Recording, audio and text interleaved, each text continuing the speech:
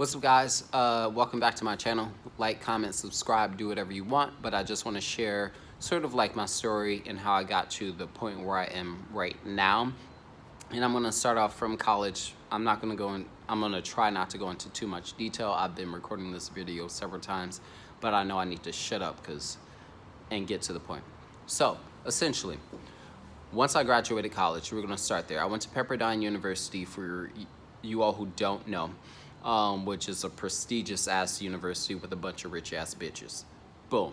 Like, I'm not talking rich as in millions, I'm talking rich as in billions, princesses and princes, that kind of money. Got it? Good. Okay, moving along. When I graduated, I majored in business administration and advertising. When I graduated, I didn't know what I wanted to do, so I ended up going to Alaska.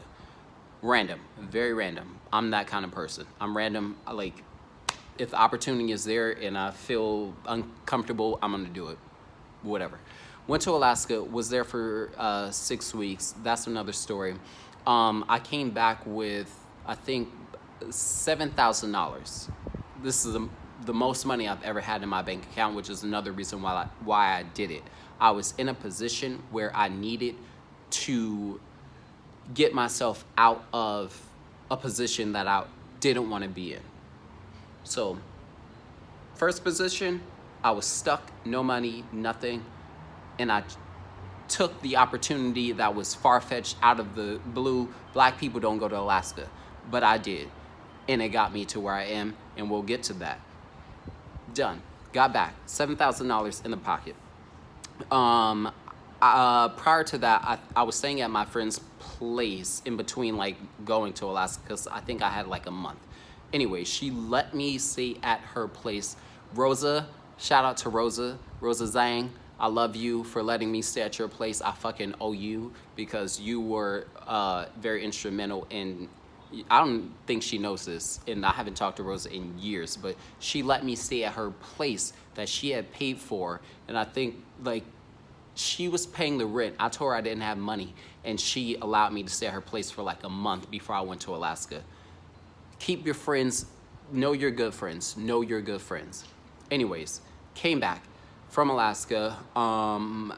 Rosa's lease was ending, and I had to move my shit out. Another friend, Carla, shout out to Carla, instrumental into why I am who I am, and how I got to this point. Carla. I love you, Carla. Carla gave me her car. She gave me her car that wasn't in her name. This car was in her uncle's name. And her uncle was also okay with taking over this car. I don't know, by virtue of grace and the Lord and the powers that be. I don't know. It just happened, and I'm just blessed like that. I don't know. I got this car. I slept in this car many nights. Many nights. I don't know if my mom knows this, but she knows now. Mom, I slept in cars because I didn't want to come back to New Jersey, because I didn't want to settle. And I thought if I went back to New Jersey, I would get comfortable and not be able to do, you know, what I wanted to do. So I'm riding around in this car. It's like a 1990 something. I don't know what year, but it was like put, like on the highway. Like it was knocking. The engine, I think it was the engine that was knocking. And I'm like, good Lord, I can't drive this on the highway. I'm gonna die. Whatever. What I did from there, I went to a Hyundai car dealership. They literally let me trade this car in as a down payment. And I walked away from a Hyundai with a brand new, like, probably, I don't know what year it was, like a brand new car. Payment was $200. I don't know how that happened. I'd never gone to a car lot in my life, and walked in. I was there for like 2 or 3 hours. Went with my friend Laura, shout out to you too. And she helped me through the process, but I'd never done negotiations. But somehow I walked away from this car lot with a brand new car. No home, $7,000, $200 payment, walked away, still living in my friends' couches. From there, Dujon, if you know Dujon, my best fucking friend, who, Dejon C. Smith, remember that name, because that's the name you remember that name. So Dejon C. Smith, I don't remember how we got back together in LA, but at the time we were both looking for a place to stay, and we ran into our other one friend from Pepperdine, Mariana. Shout out to Mariana, because you saved my life too. Thank you. You kept me from being homeless, or you saved me from homelessness. And I'm not trying to degrade the severity of what homelessness is for other people, but I was actually sleeping in my car and technically homeless for a few times in my story up to this point. So there was our friend from Pepperdine who let us move into their 1-bedroom, 1 office. And if you don't know what a definition of an office in like a home is, where there's no closet and it's usually very small. This room was literally like I could touch both sides, that small. That's how big it was. 4 of us, 1 bedroom, 1 office in this place. We made it work. Side note, the point of this is you need to make it work. Make it work. Make it work, no matter how hard you think it is. Like, dwell in your feelings and sit in your feelings. Do not fight your feelings. That's another thing I want to address. Do not fight your feelings. Listen to your feelings. Understand them. Find comfort in why you feel sad, happy, like confused. That is where the clarity comes from. Sitting in your own self. Sit in it. Wait for it. And you'll get to the next step quicker than if you try to fight it and cry and all this. You can cry, but like, understand why you're crying. If you don't understand why you're crying, you're just going to keep crying, and you're going to be stupid and no. Understand it.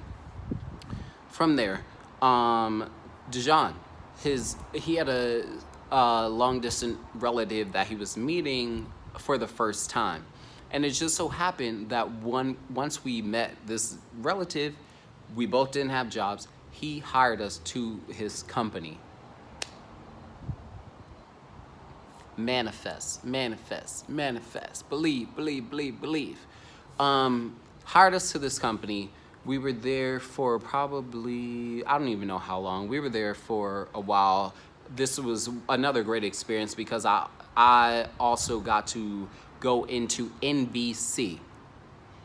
I sat in meetings with executive producers of shows at NBC. I would give input, like, believe. Whatever is around you, it is an illusion.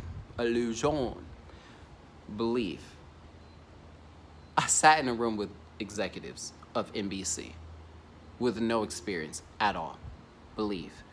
Anyways, did that. Ended up getting fired. That was my fault. Me and Dejon are on the same page. We know what happened. I got us both fired. But anyways, moved on from there. Everyone left LA, all of that. I still didn't know what I wanted to do, but from there, circle back. The lease of the place that we were at ended, and the 2 roommates moved out, so we had to move out. So now we were back homeless again, sleeping in my car, sleeping in random places. just to like, boom, wake up, we got this. And okay, side note, let me give a shout out to Dijon because he knows how to get shit done and not be panicky about the current circumstances. And that's one of the major things I learned from you, Dijon. So I love you for that. Thank you. Um, did that. Both, again, homeless again, reconnected with our friend from Pepperdine, Andrea. Shout out to the Barb, Andrea. Um, Her and her sister were staying at an Airbnb, allowed us to stay there for I think it was 2 weeks, until all four of us would have had to look for a place. So the four of us started looking for a place. Ended up getting, an apartment, and at that time, still not having a secure job. So what I did was I worked for Uber. When you're in desperate times, you have to take desperate measures. So figure out what you can do in order to supplement the cost of what you actually want to do. Work several jobs. Stop saying, or not stop saying, because I know, pause. There are people out there who have to work several jobs in order to make ends meet, and I'm not trying to belittle that.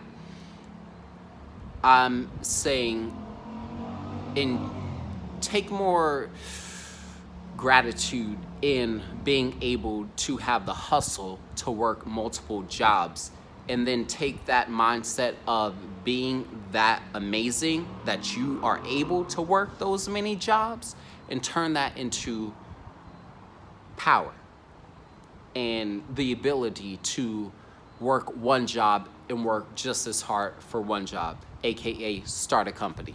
You work 13 jobs, you should be able to start one company. Anyways, we got that apartment. Boom. I started working at a wealth management firm in downtown LA.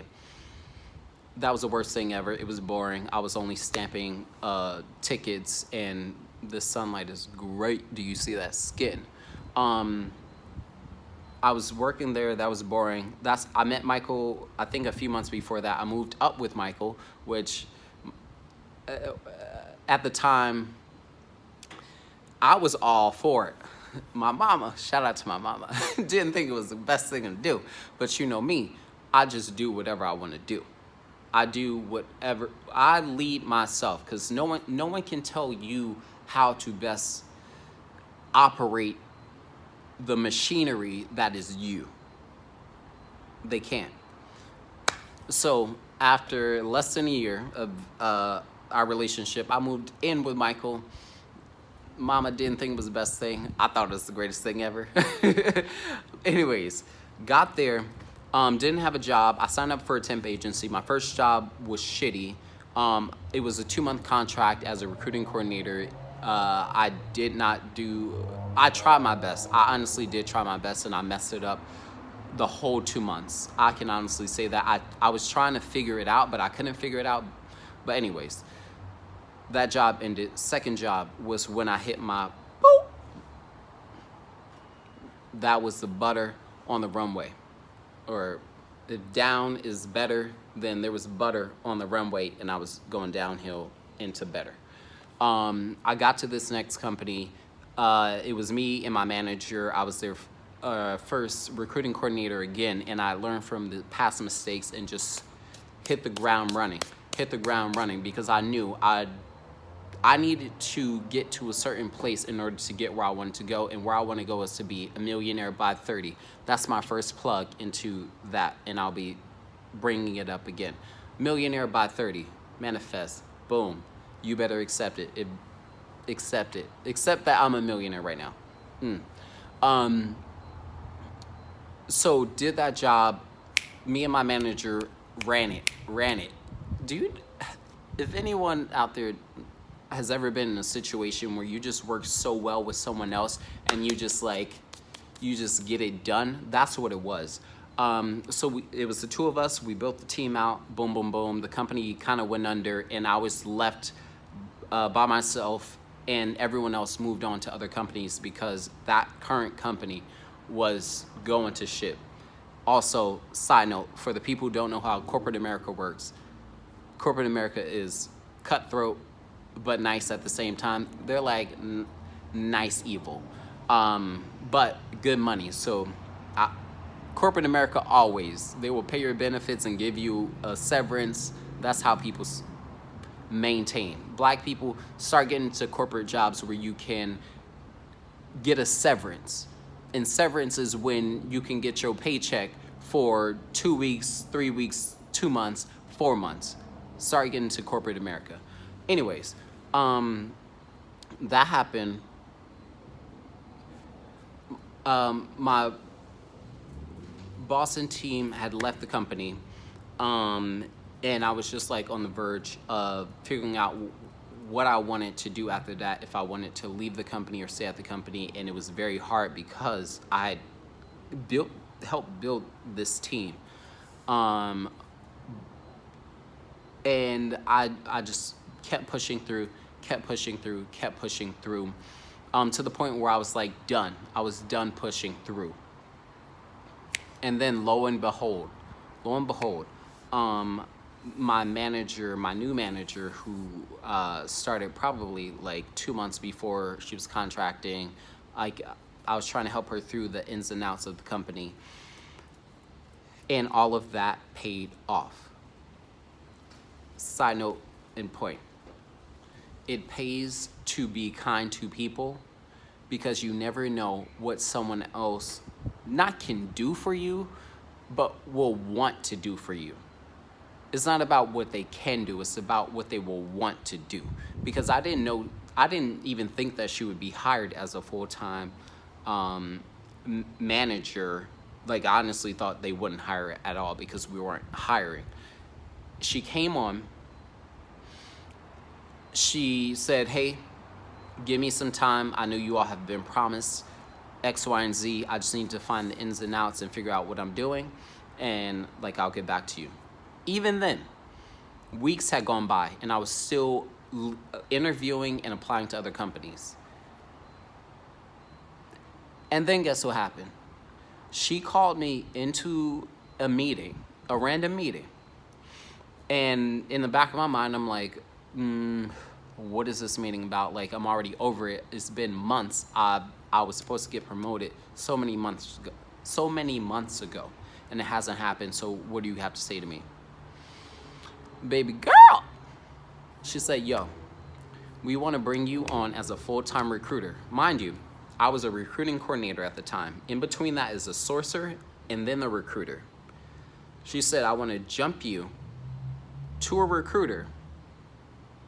And then I still had hesitations. I was like, okay, what about the pay? In the back of my mind, I'm like, okay, I feel like they're going to try to like undercut me and try to pay me the salary of the sourcer and do the job of the recruiter. Baby girl, she turned that paper around and said, we want you to start at $90,000 with a 20% bonus.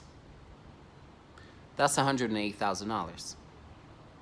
More of the story is, do not give up on yourself. Trust what you want to do, unless it's some negative shit, like you trying to bring other people down.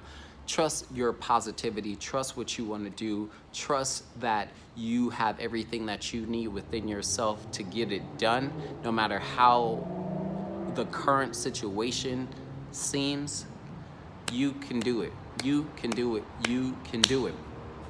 Boom. That's how I made I was making $109,000. That's some bullshit. Because I'm moving on to the next thing. Next thing is fulfillment by Amazon and working for myself. I learned that I don't want to be in corporate America, and I don't want to work for anyone because I don't like the politics of it, and I just want to be able to set my own unlimited budget of what I can make. I'm not going to explain that. I want to be able to make as much as I can make, and then be able to help my people. Friends, family, friends, everyone. So right now, moving into fulfillment by Amazon, I'm gonna make another video about this, and I might make another video about the real estate business that I was looking into prior to fulfillment by Amazon or the Amazon business platform. But anyways, this is long. I wanted it to be short. I literally recorded this like probably 30 times. But this is the first time I've gotten it into one whole long video where I just like rattled it off, and I think I like this the best. So, hope you like it. Leave your comments. Let me know how you're feeling. I want to know what you're going through. If you need help with your business, what you need help with, who you need help from. I may not be the person to help you, but you never know who can help you. You never know. You never know. So, peace. Love you. Bye.